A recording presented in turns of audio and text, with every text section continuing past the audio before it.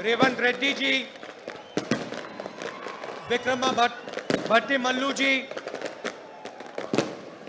मधु याक्षी जी,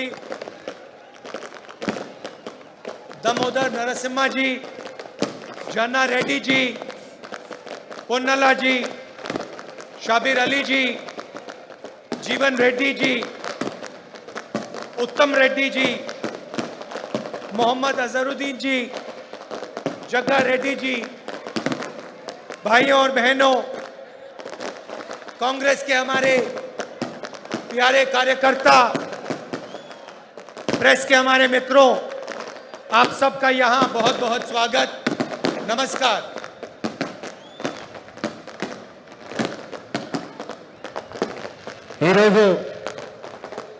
వరంగల్ జిల్లా కేంద్రంలో ఈ రైతు సంఘర్షణ యాత్రలో పాల్గొంటా ఉన్న పిసిసి అధ్యక్షులు రేవంత్ రెడ్డి గారు, సిఎల్పి నాయకులు బట్టి విక్రమార్క గారు, జీవన్ రెడ్డి గారు, అజరుద్దీన్ గారు, మధు యాచ్కి గారు, కోమటిరెడ్డి వెంకటరెడ్డి గారు, ఉత్తమ్ కుమార్ రెడ్డి గారు, అదేవిధంగా వేదికపై ఉన్న కాంగ్రెస్ నాయకులకి, ఇక్కడికి వచ్చేసిన కార్యకర్తలకి, నాయకులందరికీ నమస్కారం।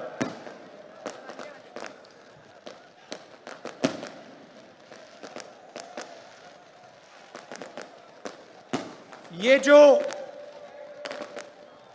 आपका प्रदेश है, नया प्रदेश है, तेलंगाना, ये आसानी से नहीं बना था। इस प्रदेश को बनाने के लिए तेलंगाना के युवाओं ने, तेलंगाना के माता ने अपना खून, अपने आंसू दिए थे। और ये प्रदेश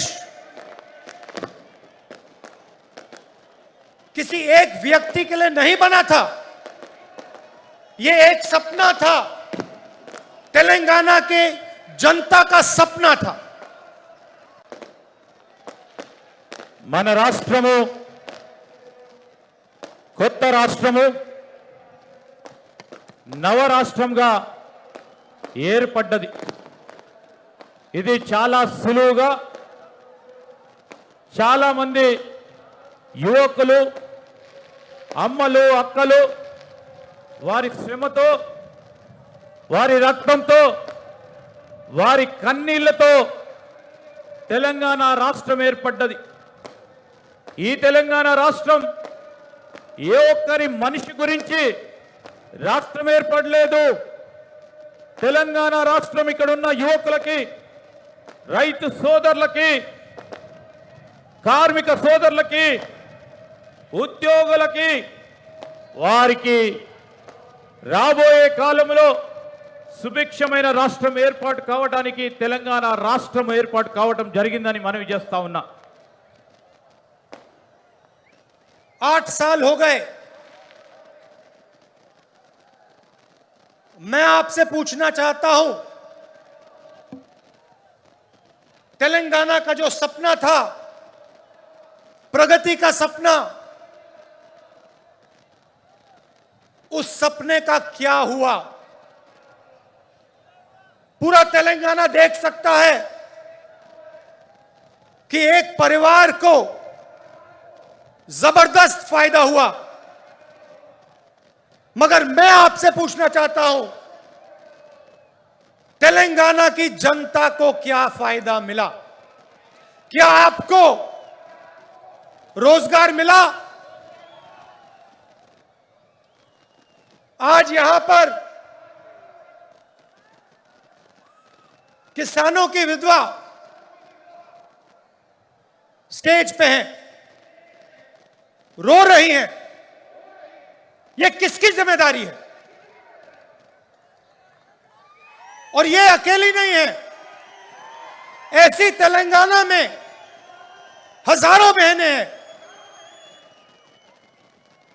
जिनके पति ने आत्महत्या की, किसकी जिम्मेदारी है? ఈరోజు 8 సంవత్సరాల నుంచి పరిపాలన చేస్తా ఉన్న ఈ తెలంగాణ రాష్ట్ర సమితి పరిపాలన విషయంలో మిమ్మల్ని అందరినీ నేను కొన్ని విషయాలు అడగదలుచుకున్నా. తెలంగాణ మరి ఏ విధమైతే మనం కలలు కన్నామో తెలంగాణ కళ ఏమైంది, ఆ కళ గురించి ఇప్పుడు ఏం జరుగుతూ ఉంది? కేవలం ఒక కుటుంబానికే మేలు జరుగుతూ ఉంది. దానివల్ల మనకు ఏమి లాభం జరుగుతూ ఉందో మీరు ఆలోచన చేయాలి. నిరుద్యోగ యువతకి ఉద్యోగాలు లేవు. ఈరోజు ఇక్కడ ఉన్న రైతు సోదరులకు సంబంధించి అనేక మంది ఆత్మహత్య చేసుకున్న వారి కుటుంబ సభ్యులు ఉన్నారు ఇక్కడ. వారి కుటుంబ సభ్యులకు సంబంధించిన వారి పరిస్థితికి ఎవరు బాధ్యత వహించాలి?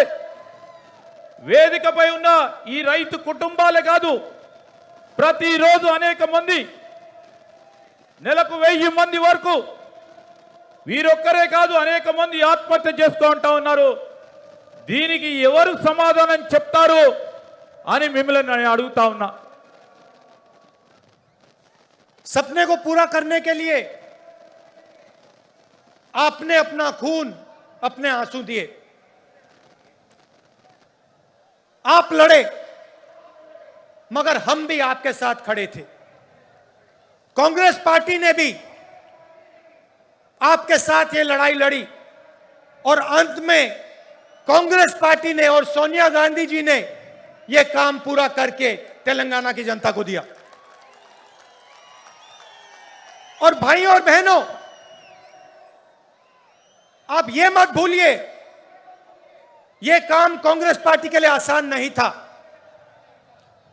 कांग्रेस पार्टी को नुकसान हुआ, हमें मालूम था कि हमें नुकसान होने जा रहा है, मगर हम तेलंगाना की जनता के साथ खड़े हुए और हमने मिलकर, आपके साथ मिलकर आपको नया प्रदेश दिया. మీ అందరి కల నెరవేర్చడానికి అనేక మంది రక్తంతో కూడిన, కన్నీటితో కూడుకొని ఈరోజు అనేక మంది తెలంగాణ వీర యోధులు పోరాటం చేశారు. వారితో పాటు కాంగ్రెస్ పార్టీ కూడా పోరాటం చేసింది. ప్రధానంగా సోనియా గాంధీ గారి చొరవ వల్ల అనేక మంది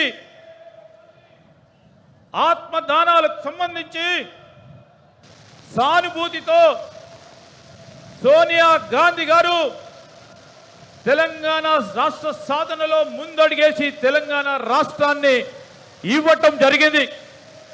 దీనివల్ల కాంగ్రెస్ పార్టీకి నష్టం జరుగుతుందని తెలిసినప్పటికీ తెలంగాణ సాధనలో ఈ రాష్ట్ర ఏర్పాటు వల్ల తెలంగాణ ప్రజలకు మేలు జరుగుతుందని, నష్టం జరిగిన ఈ ప్రాంత ప్రజల గురించి తెలంగాణ రాష్ట్రాన్ని ఏర్పాటు చేయడం జరిగిందని మనవి చేస్తా ఉన్నా.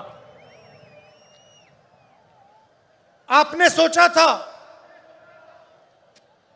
कि तेलंगाना की जनता की सरकार बनेगी, किसानों की सरकार बनेगी, मजदूरों की सरकार बनेगी, गरीबों की सरकार बनेगी.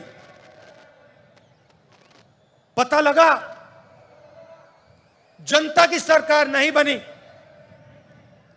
आज तेलंगाना में कहा जाता है कि चीफ मिनिस्टर है, मगर ये चीफ मिनिस्टर नहीं है, ये राजा हैं. ఈరోజు మీరందరూ ఆలోచన చేస్తారు, మేము ఆలోచన చేస్తాము. తెలంగాణ ప్రభుత్వం ప్రజలకు సంబంధించి ప్రజల ప్రభుత్వం ఏర్పాటు జరుగుతుందని ఆశించాము. రైతుల ప్రభుత్వం ఏర్పాటైతదని, కార్మికుల ప్రభుత్వం ఏర్పాటైతదని, బీద బలహీన బడుగు మైనారిటీ వర్గాలకు సంబంధించిన ప్రభుత్వం ఏర్పాటైతదని, యువతకు సంబంధించిన ప్రభుత్వం ఏర్పాటైతదని ఆశించినాం. కానీ ఆ కల నెరవేరలేదు, అది కాలేదు. ఇక్కడ ఒక ముఖ్యమంత్రి ఉంటాడని, ఆ ముఖ్యమంత్రి ప్రజాస్వామికమైన ముఖ్యమంత్రి ధోరణిలో ఈ ప్రభుత్వాన్ని నడుపుతలేడు. మరి రాజాలాగా, ఒక రాజులాగా పరిపాలన వ్యవస్థను ముందుకు తీసుకెళ్తానని మనవి చేస్తా ఉన్నా. राजा और मुख्यमंत्री में क्या फर्क होता है? मुख्यमंत्री जनता की आवाज को सुनता है, राजा जनता की आवाज को नहीं सुनता है. राजा जो करना चाहता है वो कर डालता है. ఈ రెండిటిలో వ్యత్యాసం ఉంది. రాజు మరి అదే విధంగా ముఖ్యమంత్రి అనే పదాల్లో వ్యవహారంలో వ్యత్యాసం ఉంది.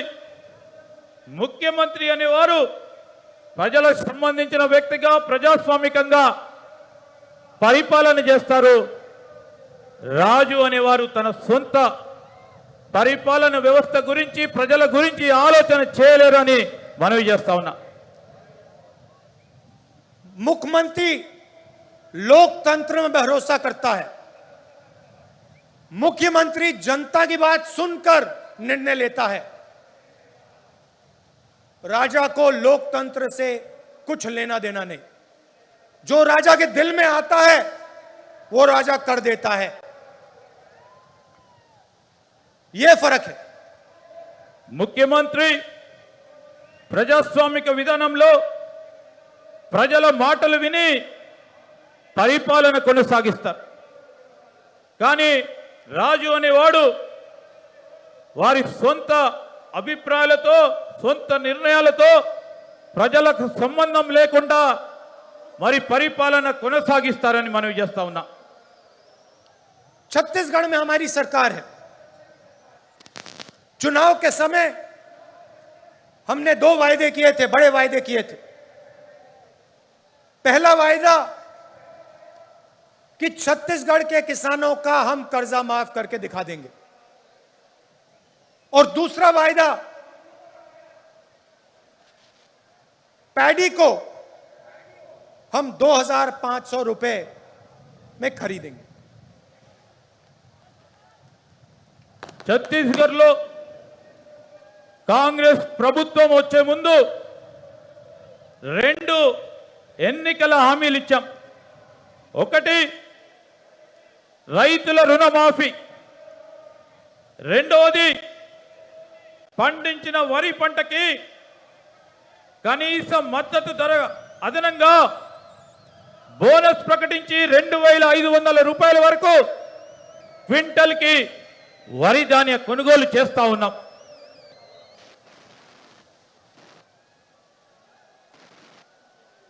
किसानों ने हमें कहा कि हमें कर्जा माफी की जरूरत है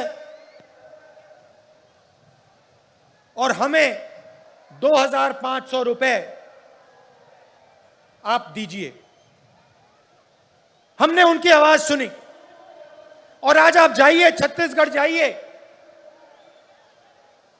और वहां पूछिए धान के लिए क्या दाम मिलता है. पूरा छत्तीसगढ़ का किसान आपको बताएगा कि छत्तीसगढ़ में 2,500 रुपए पर धान मिलता है. आज आपके जो चीफ मिनिस्टर हैं किसानों की आवाज नहीं सुन रहे हैं. 2-3 बड़े उद्योगपतियों की आवाज सुनते हैं, उनके लिए काम करते हैं, मगर किसानों की आवाज नहीं सुनते हैं. और जो छत्तीसगढ़ के किसान ने कहा था वही तेलंगाना का किसान कह रहा है. तेलंगाना का किसान कह रहा है कि मिर्ची के लिए, धान के लिए हमें सही दाम चाहिए और हमारा कर्जा माफ होना चाहिए. ఛత్తీస్గఢ్లో మాకు రైతులు చెప్పారు, రుణమాఫీ చేయాలని, వరికి 2500 రూపాయలు ఇవ్వాలని మాకు చెప్పడం జరిగింది. మీరు అడగండి ఛత్తీస్గఢ్లో ఉన్న రైతు సోదరులని, వారికి ఈరోజు క్వింటల్కి వరి ధాన్యానికి సంబంధించి 2500 రూపాయలు వస్తూ ఉన్నాయా లేవని. ఇక్కడ మీ ముఖ్యమంత్రి రైతులకు సంబంధించి 2 లేక 3 వ్యాపారుల మాట వింటా ఉన్నారు, రైతుల మాట వింటలేరు. ఎక్కడ కూడా కనీస మద్దతు ధర దొరకటం లేదు. ఈ ప్రాంతంలో మిర్చి సాగు చేస్తా ఉన్న రైతు సోదరులు కానీ, పత్తి సాగు చేస్తా ఉన్న రైతు సోదరులకి కనీస మద్దతు ధర అందటం లేదు అని మీకు మనవి చేస్తా ఉన్నాం. छत्तीसगढ़ तेलंगाना के किसी भी किसान को घबराने की जरूरत नहीं है। जैसे ही कांग्रेस पार्टी की यहां सरकार बनेगी, वैसे 2 लाख रुपए का कर्जा माफ होगा और आपको सही एमएसपी मिलनी शुरू हो जाएगी। आपको ज्यादा समय रुकने की जरूरत नहीं है। आप घबराइए मत, डरिए मत। ये काम कुछ ही महीने में कांग्रेस पार्टी करके आपको दे देगी। తెలంగాణ రైతు సోదరులకు మనవి చేస్తా ఉన్నాం, మీరు ఆందోళన చెందవద్దు. మీకు రాబోయే కాలంలో 2 లక్షల రుణమాఫీ ఒకటేసారి అందజేయడానికి కాంగ్రెస్ ప్రభుత్వం రాగానే ఇవ్వటం జరుగుతుందని మీరు భయపడవద్దు, ఆందోళన చెందవద్దు. ఎక్కువ సమయం లేదు, మీరందరూ కలిసి ఉండండి. కాంగ్రెస్ ప్రభుత్వం ఏర్పాటైన తర్వాత మీకు ఇచ్చిన హామీలను నిలబెడతామని మనవి చేస్తా ఉన్నాం. ये खोखले शब्द नहीं है, ये तेलंगाना के सपने को पूरे करने का पहला कदम है। किसानों की मदद, किसानों की रक्षा के बिना तेलंगाना का सपना पूरा नहीं हो सकता है। ఈరోజు ఇవి మేము చెప్పే మాటలు వట్టి మాటలు కాదు. ఏ కలతోని ఈ తెలంగాణ రాష్ట్రం ఏర్పడ్డదో, ఈ తెలంగాణ రైతులు వారి జీవితాల్లో ఇంకా మెరుగైన జీవితాలను చూస్తామని ఆలోచన చేశారో, ఈ తెలంగాణ రైతుల ప్రగతి గురించి ఖచ్చితంగా మేమిచ్చిన మాటను నిలబెడతామని మనవి చేస్తా ఉన్నాం. अभी हमने वरंगल डिक्लेरेशन किया और उसमें हमने तेलंगाना के किसानों से वायदे किए। मैंने कर्जा माफी की बात की, एमएसपी की बात की, 15,000 रुपए प्रति एकड़ डायरेक्ट बेनिफिट हम किसानों को देने जा रहे हैं। और रेवंत जी ने पूरा डिक्लेरेशन पढ़ा। यह सिर्फ एक डिक्लेरेशन नहीं है, यह किसानों के लिए कांग्रेस पार्टी की गारंटी है। ఇది ఈరోజు ఇప్పుడే మనము వరంగల్ డిక్లరేషన్ అనే ఈ సభలో డిక్లేర్ చేశాం. రైతులకు 2 లక్షల రూపాయల రుణమాఫీతో పాటు కనీస మద్దతు ధర 15,000 రూపాయలు నేరుగా రైతులకు లాభమయ్యే విధంగా ఇప్పుడు డిక్లేర్ చేశాం.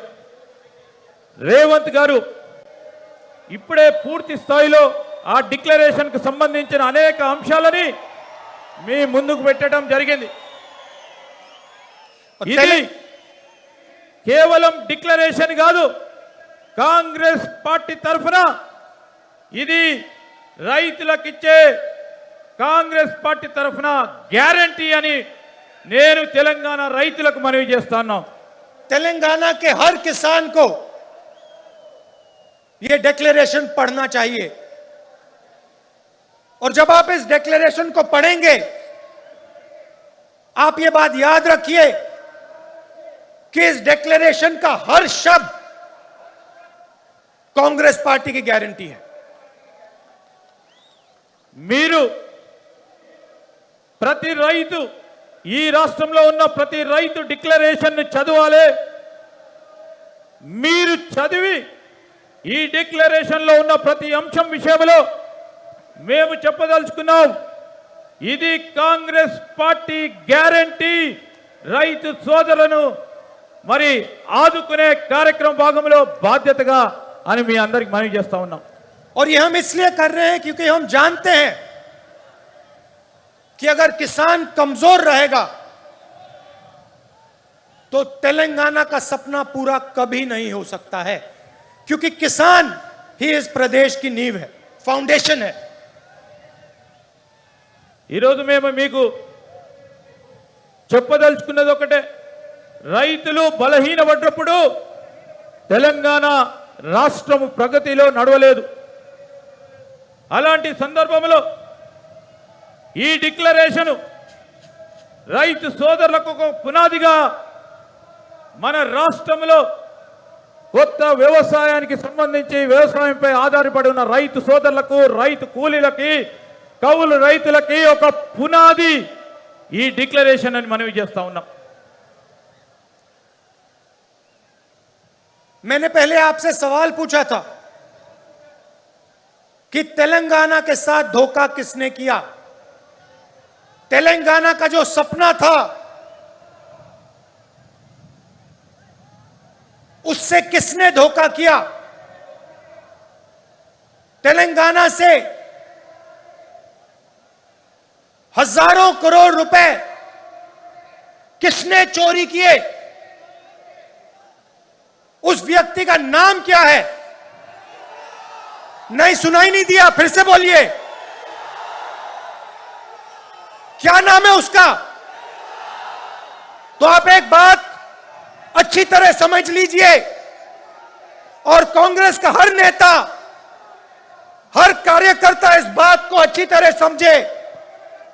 जिस व्यक्ति ने तेलंगाना के साथ धोखा किया है, जिस व्यक्ति ने तेलंगाना से चोरी की है, जिस व्यक्ति ने तेलंगाना के सपने को नष्ट किया है, उसके साथ कांग्रेस पार्टी का कोई समझौता नहीं होगा।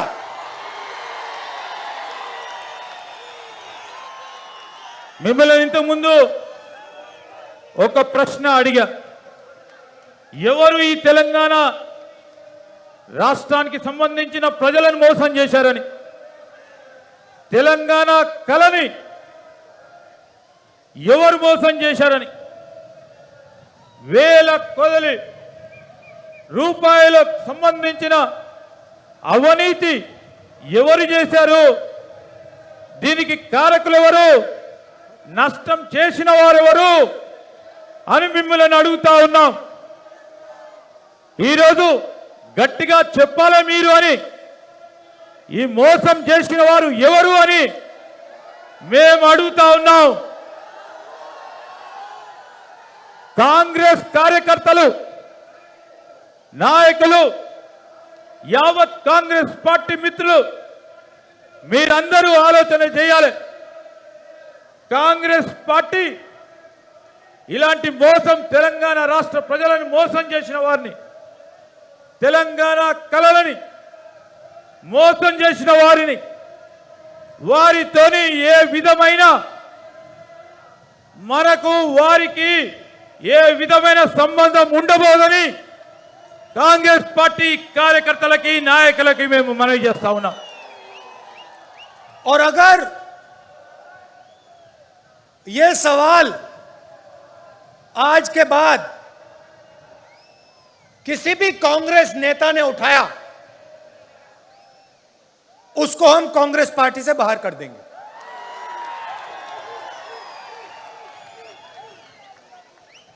ఇప్పటి నుంచి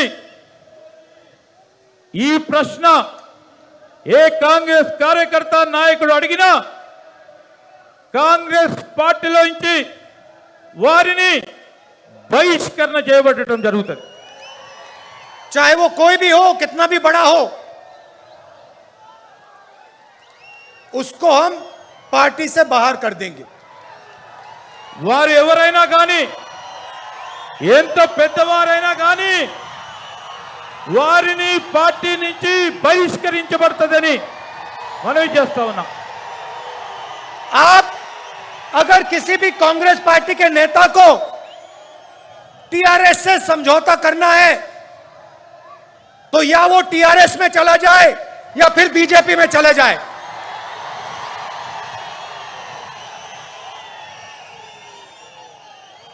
మీరు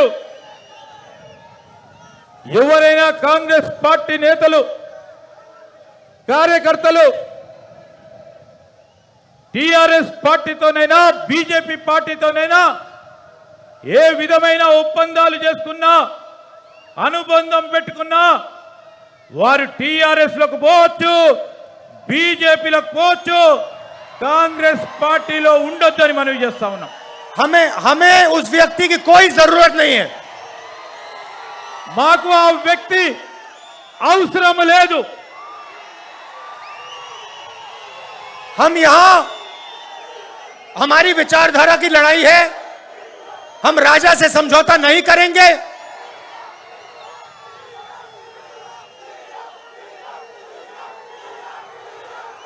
हम टीआरएस को चुनाव में हराएंगे. टीआरएस को चुनाव में हराएंगे और सीधी कांग्रेस पार्टी और टीआरएस की लड़ाई होगी. మనం ఈ రోజు చేస్తా ఉంది కాంగ్రెస్ పార్టీ సిద్ధాంతం గురించి పోరాటం చేస్తా ఉన్నాం. రాబోయే ఎన్నికల్లో టిఆర్ఎస్ పార్టీని ఓడగొడతాం, కాంగ్రెస్ ప్రభుత్వాన్ని ఏర్పాటు చేస్తామని మనవి చేస్తా ఉన్నాం. और एक बात और याद रखिए, जिस व्यक्ति ने तेलंगाना के सपने को नष्ट किया और तेलंगाना के किसानों से, मजदूरों से, युवाओं से लाखों करोड़ रुपए चोरी किए, उसको हम माफ नहीं करने वाले हैं. ఈ రోజు మీరు అందరూ గుర్తుపెట్టుకోండి, తెలంగాణ రాష్ట్ర ప్రజల కలలను ఎవరైతే నష్టం చేసిండ్రో ఈ తెలంగాణ ప్రాంత యువతని, తెలంగాణ ప్రాంతానికి సంబంధించిన కార్మికులని, ఉద్యోగస్తులని ఎవరైతే నష్టం చేసిండ్రో వారి పేరు చెప్పి అవినీతి చేసిండ్రో వారి ఈ ఎట్టి పరిస్థితుల్లో రాబోయే కాలంలో ఊరుకోబాము, వారి వెంట పడతామని మనవి చేస్తా ఉన్నాం. और चुनाव के समय जब टिकट का सवाल उठेगा, और ये सब नेताओं को अच्छी तरह बात सुननी चाहिए, जब चुनाव के समय टिकट की बात उठेगी तो जिस व्यक्ति ने जनता की लड़ाई लड़ी होगी उसी को मेरिट बेसिस पे टिकट मिलेगा. चाहे आप कितने भी बड़े हो, आप कोई भी हो, अगर आप किसानों के साथ नहीं खड़े थे, अगर आप गरीबों के साथ नहीं खड़े थे, तो आपको कांग्रेस पार्टी का टिकट नहीं मिलने वाला है. ఎలక్షన్ సమయంలో టికెట్ అంశం వచ్చే వరకు ప్రధానంగా ముఖ్యంగా మన నాయకులు వినాలి. ఏ వ్యక్తి అయినా ప్రజల గురించి పోరాటం చేయడో, రైతులు, పేదవారు, యువత, ఉద్యోగస్తులు, కార్మికుల గురించి పోరాటం చేయరు, వాటికి వారందరికీ కూడా ఎట్టి పరిస్థితుల్లో టికెట్ ఇచ్చే ప్రసక్తి ఉండదని ఈరోజు వారు చేసిన పని మీద, వారు చేసిన పోరాటం మీద ప్రగతి రిపోర్టును తీసుకొని మెరిట్ బేస్డ్ అంశాలపై టికెట్లు ఇవ్వడం జరుగుతుందని, ఎంత పెద్దవారైనా పార్టీకి ఎంత సేవ చేసినా ప్రజల్లో ఉండి సేవ చేస్తా ఉన్న వ్యక్తికి ఎంపిక చేయడం జరుగుతుందని మనవి చేస్తా ఉన్నాం. सोनिया जी ने जब तेलंगाना आपको दिया, उसके पीछे एक सपना था। तेलंगाना की जो आवाज थी, उसको सुनकर सोनिया जी ने आपको प्रदेश दिया था। और प्रदेश इसलिए दिया था क्योंकि वो चाहती थी कि जो आपका तेलंगाना का सपना था वो पूरा हो। वो सपना आपका है, सोनिया जी का है, मगर मेरा भी है। और उस सपने को मैं आपके साथ पूरा करना चाहता हूं। సోనియా గాంధీ గారు తెలంగాణ రాష్ట్రం ఇచ్చినప్పుడు దాని వెనుకాల ఒక బలమైన కళ ఉండేది.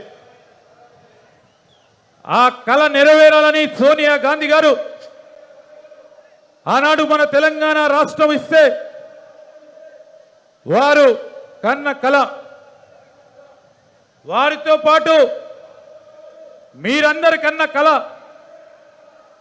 మీతో పాటు నేను కూడా కన్న కళ నెరవేరడానికి మీతో పాటు ప్రయాణం చేసి ఆ కళ నెరవేర్చడానికి ఆర్నిశలు కృషి చేస్తానని మనవి చేస్తా ఉన్నాం.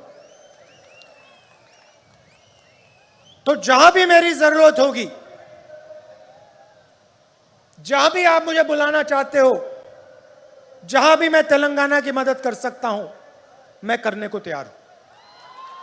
మీరు నా అవసరం ఎక్కడున్నా ఎప్పుడున్నా తెలంగాణ ప్రజలకు సంబంధించిన ఏ అంశం వచ్చినా మీరు ఎప్పుడు నన్ను రమ్మన్నా మీ తరఫున వచ్చి మీతో పాల్గొంటానని మనవి చేస్తా ఉన్నాం. ये सिर्फ आपकी लड़ाई नहीं है, ये सिर्फ तेलंगाना के किसानों की, युवाओं की लड़ाई नहीं है, ये कांग्रेस पार्टी की लड़ाई है और ये मेरी लड़ाई है. ఇది మీ ఒక్కరి పోరాటం కాదు. తెలంగాణ రాష్ట్ర యువతి యువకులది కానీ రైతుల గురించే కాదు, మీ పోరాటమే కాదు, ఇది నా పోరాటం. నా పోరాటంతో పాటు ఈ తెలంగాణ కళను రాష్ట్రం ఏర్పాటు కావటం కంటే ముందు ఏ విధంగా కళను కన్నామో ఆ కళను కనడానికి కాంగ్రెస్ పార్టీ మీ పోరాటంలో ముందుండి కాంగ్రెస్ పార్టీ పోరాటం అని కూడా నేను మనవి చేస్తా ఉన్నా. मैंने पहले कहा था कि जो भी व्यक्ति कहता है कि टीआरएस के साथ समझौता होना चाहता है, उसे या बीजेपी में या टीआरएस में चला जाना चाहिए. क्योंकि समझौता अगर है तो बीजेपी और टीआरएस का समझौता है. आप याद रखिए, जब नरेंद्र मोदी जी ने 3 काले कानून पार्लियामेंट में पास किए थे, तो टीआरएस के नेता क्या कह रहे थे? ఇంతకుముందు చెప్పాం, ఏ వ్యక్తి అయితే టీఆర్ఎస్ బీజేపీతోని సంబంధాలు పెట్టుకుంటారో, ఒప్పందం కుదుర్చుకుంటారో వారు టీఆర్ఎస్ బీజేపీలోకి పోవాలని. ఇది కేవలం మాటకే కాదు, టీఆర్ఎస్ బీజేపీ ఒకటి, వీర ఇద్దరి మధ్యలో ఒప్పందం ఉన్నది. నరేంద్ర మోడీ గారు పార్లమెంట్లో 3 నల్ల చట్టాలు రైతులకు వ్యతిరేకంగా ప్రవేశపెట్టినప్పుడు దానికి ప్రత్యక్షంగా పరోక్షంగా మద్దతు పలికారు టీఆర్ఎస్ పార్టీ వారిని మనవి చేస్తా ఉన్నాం. बीजेपी जानती है कि वो तेलंगाना को डायरेक्टली रूल नहीं कर सकते. वो जानते हैं कि तेलंगाना में उन्हें रिमोट कंट्रोल की जरूरत है.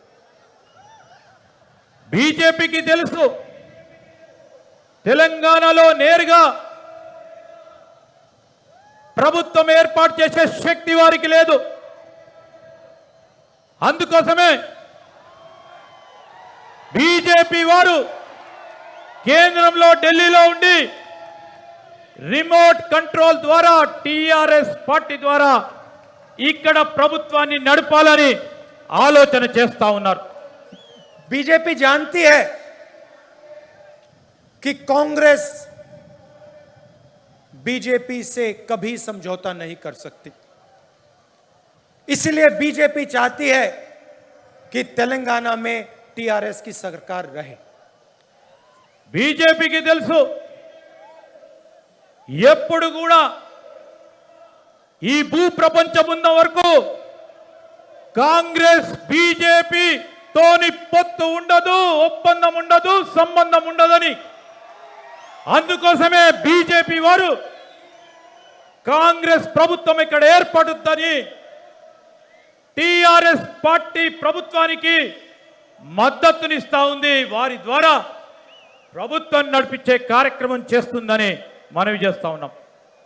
और सबूत यह है कि तेलंगाना के चीफ मिनिस्टर जितना भी पैसा चोरी करना चाहते हैं कर सकते हैं और बीजेपी की सरकार ना उन पे ईडी लगाती है ना सीबीआई लगाती है. సాక్ష్యము మనమందరం చూస్తా ఉన్నాం.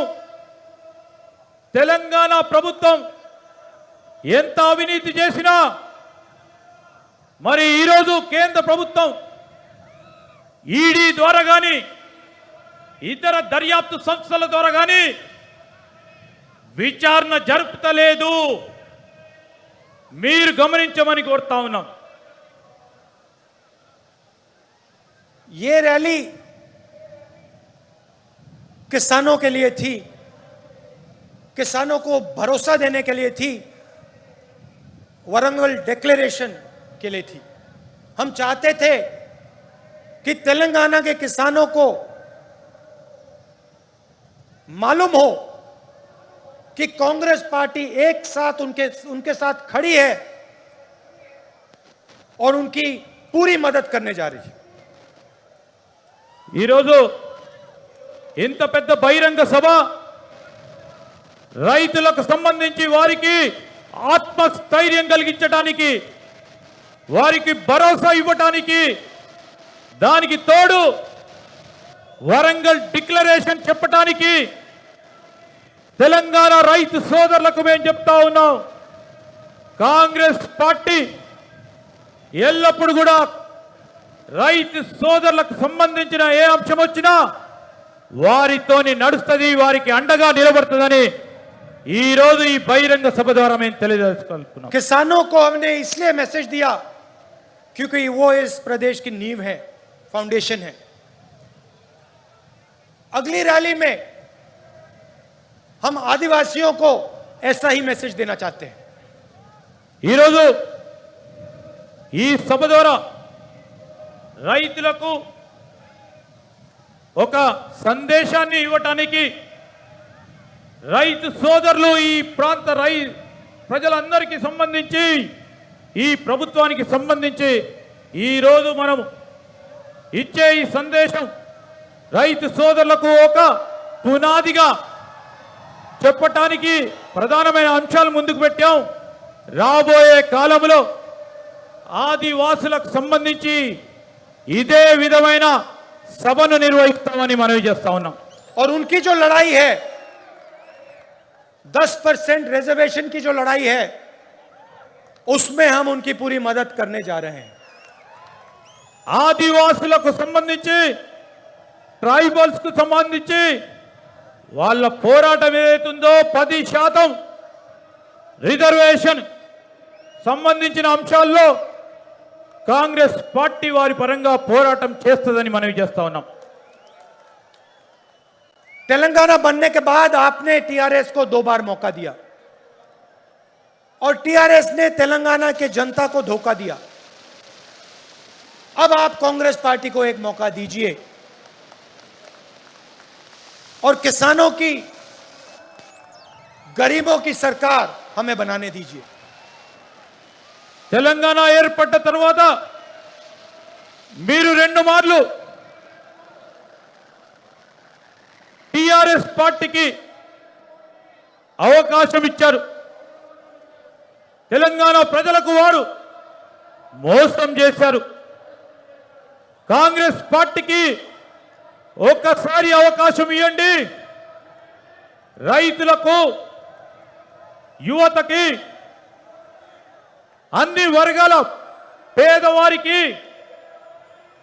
బలైన బడుగు వర్గాలకు, మైనారిటీలకు అందరికీ కూడా మేలు చేసే కార్యక్రమాలు చేస్తాం. कांग्रेस पार्टी ही आपके साथ मिलकर तेलंगाना के सपने को पूरा कर सकती है। కాంగ్రెస్ పార్టీ మీ అందరితోని కలిసి తెలంగాణ కలని నెరవేర్చడానికి మీతో పాటు పయనం చేస్తూ ఉంటారు. आज शाम आप दूर दूर से मेरी बात सुनने आए, इसके लिए आप सबको दिल से धन्यवाद। नमस्कार, जय हिंद। మీరందరూ కూడా చాలా దూర ప్రాంతం నుంచి వచ్చి మా మాటను వినడానికి వచ్చిన ప్రతి ఒక్కరికి అందరికీ కూడా మా హృదయపూర్వకంగా కృతజ్ఞతలు తెలియజేస్తా ఉన్నాము. నమస్కారములు.